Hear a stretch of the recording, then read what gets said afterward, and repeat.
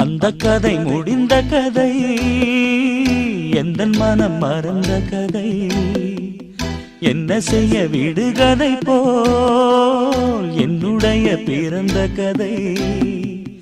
காலங்கள் தான் போன பின்னும் காயங்கள் ஆறவில்லை, வேதனை தீரவில்லை.